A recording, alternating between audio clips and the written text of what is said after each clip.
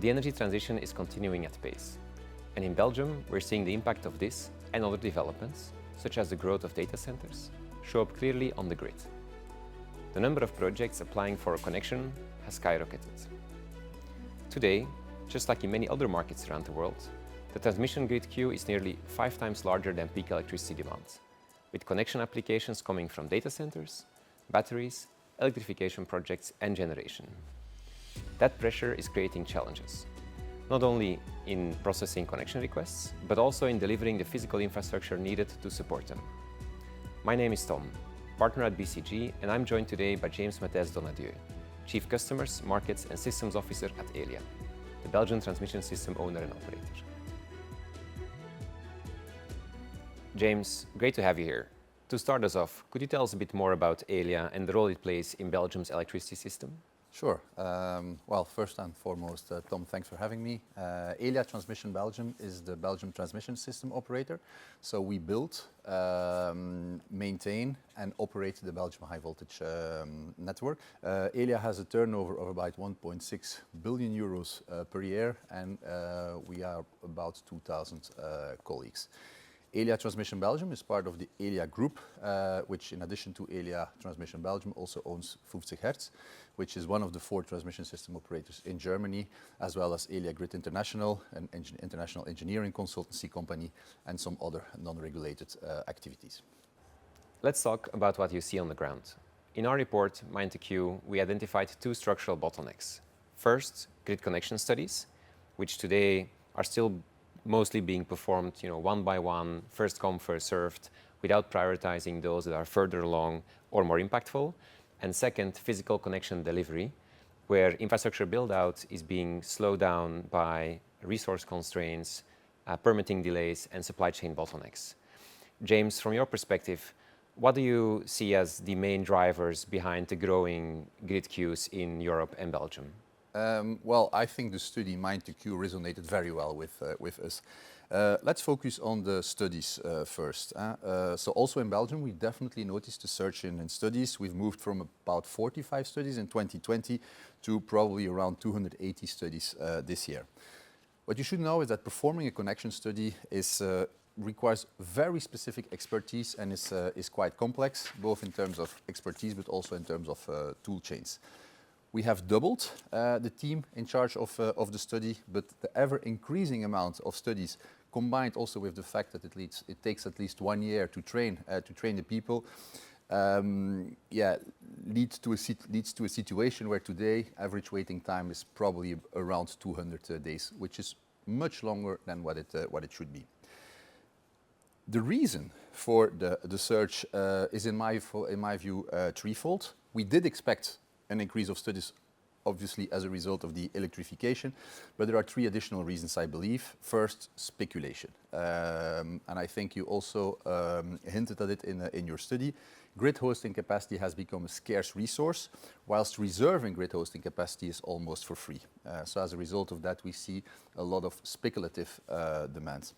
Secondly, we also think that the drop in storage costs, combined with a clear first mover advantage with respect to the storage economics, so the first on the grid will probably have the highest profit, leads also to a surge in connection requests for storage. Much more than what was anticipated a few years ago in the framework of the grid development plans. Back then, the general consensus was that we would have 3 gigawatts of storage in Belgium by 2034.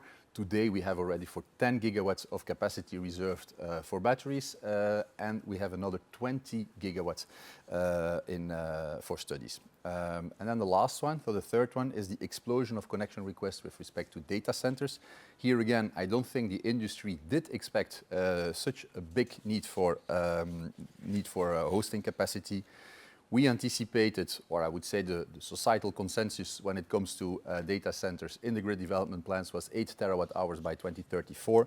Today we have already for 17 terawatt hours of study requests of capacity reserved for data center and another 50 terawatt hours in study. Now, in the report, we outline a menu of 17 possible levers that grid operators, regulators, and policymakers can consider to address these bottlenecks. Some of these levers have been implemented widely across many markets globally. For example, queue hygiene measures, batch processing, and flexible connections, whereas other levers have only been considered in selected markets around the world. And so it's clear that while multiple levers have to be pursued in parallel, there's no one-size-fits-all playbook. The optimal combination of levers depends on local context, local situation, and starting point. What are the levers that Elia has already implemented in Belgium to date, and what are some of the new levers that you'd like to investigate or implement for both short-term and long-term impact? So I'll make a distinction between long-term and short-term, and when focused on the long-term, I think one had to focus on what can we do first and foremost, and what more structural reforms should be taken in consultation with stakeholders and politicians. So first, what can we do? Well, we have to accelerate CapEx delivery. We've moved from 330 million euros CapEx in 2020, and I'm talking here only the onshore grid. I'm not talking about our offshore investments, and that will gradually be ramped up to 1.4 billion by 2030. So clearly times 6 when it comes to CapEx investment. The second thing is that obviously we have increased our study capabilities. The teams have been multiplied by 2. We are looking at artificial intelligence also to make sure that we can develop or deliver our studies as swiftly as possible. It will take some time, but our ambition is clearly to move back, I would say, to more reasonable timings, about 40 to 60 or 80 days. And then the third thing we have already implemented at Elia is what we call dynamic CapEx portfolio management.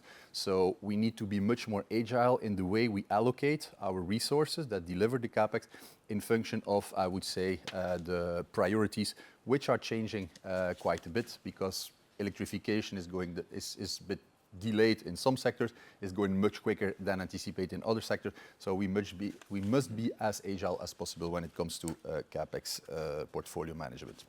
So this is what we can do, and I think we are implementing this or have already implemented quite a lot of this. Then what do we have to do together with stakeholders? 3 measures, which I think you also identified in your study. First, we must realign the way grid hosting capacity is allocated with the assumptions taken in the grid development plan. A grid development plan basically looks at scenarios. What does the future look like? What is the industrial policy? What are the societal objectives? And these scenarios are turned into grid development. And that's also why basically all grid users will be paying for. When we look at today, capacity allocation is first come, first serve. So there is no way that you can assure that the way hosting capacity is being taken up is in line with why for this capacity has been developed in the framework of the grid development plan. So we need to realign this. We have been taking initiative there also with measures that will be announced. Second thing is that we do have also to look at these queue hygiene measures, as you say. We see too much speculation, so we need to make sure that the serious, mature projects can progress as swiftly as possible and are not blocked in the queue with a lot of other speculative demands. So here we are thinking of, for instance, bank guarantees. We are thinking of the link between a study and the land rights on which you want to develop a project. We are also thinking about permits. What kind of permits do you have? So those are measures that we need to discuss, that will definitely be necessary, but we cannot take those measures alone. Again, I can illustrate why this is necessary. I refer to the 70 terawatt hours of studies for data centers. Well, in a study published by Boston Consulting Group back in May, the potential for data centers in Belgium is estimated between 10 and 30 terawatt hours. So it's clear that from the 70 terawatt hours of studies, not all those projects will realize. So let's make sure that we fast forward the ones that that are serious and not the ones that are purely speculative. And the same holds for batteries. There is the potential for Belgium has been estimated by Energieville, which is a research institute in Belgium, between 7 and 8 gigawatts in 2050. Well, we have 30 gigawatts in study today. Not all this will realize. clearly three measures for the short term, aligning capacity allocation with the objectives as set out in the grid plans, hygiene measures when it comes to queue management, and the last one is flexible connections. So awaiting basically CapEx to be developed, we need to be able to offer a flexible connection to our customers. If sometimes we can intervene at moments where congestion could appear on the grid, it will allow us to connect much more grid users than if we do not have those right. So that's on the short term, but then obviously on the longer term, we believe that and especially also the step changes in the electricity system that are the result of the decarbonization objectives, so both on the load side as well as on generation side, but also the step changes in the electricity system as a result of technological evolutions. When I look at AI, when I look at data centers, they will require a lot of power. So we need to better align industrial objective, spatial planning, energy mix ambitions, and grid development, so that we can make sure that what we develop is fit for purpose and also at the lowest cost. So this is long-term measure number one.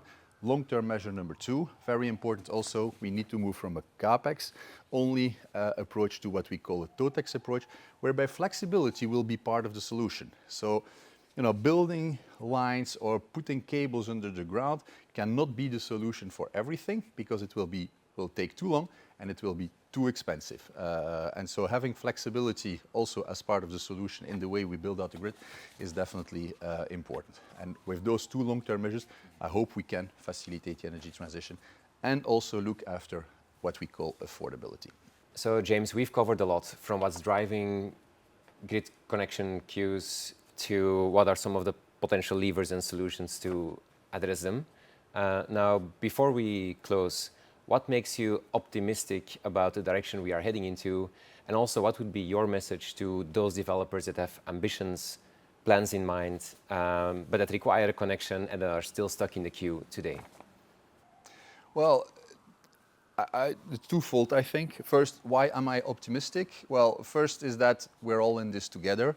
And when I look at the reactions from politicians, when I look at the reactions from regulators, but also from stakeholders, I think that everybody understands that we can only solve the issues we are seeing today all together. And so your study, but also what the measures we propose, are being discussed already as we speak. So that, I think that's a very positive signal.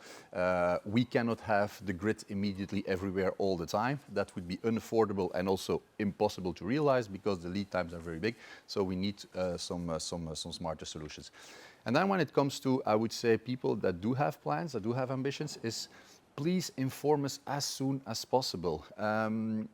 If you have big plans in the future, we need to know it in advance, because we need to be able to build the grid so that we can facilitate your plans. And it's something that has not happened always in the past. In the past, the grid was taken for granted. When grid capacity was asked, the answer was always yes. But with the step changes we see now in power connection requests, we need to know in advance, because we will have to build new grid to facilitate that. And if we don't know what the needs are, it will be very difficult also not only to design the grid, but also to justify the investments in that grid if we cannot clearly link it to specific needs. James, thanks so much for joining me today. It's been great to hear your perspective.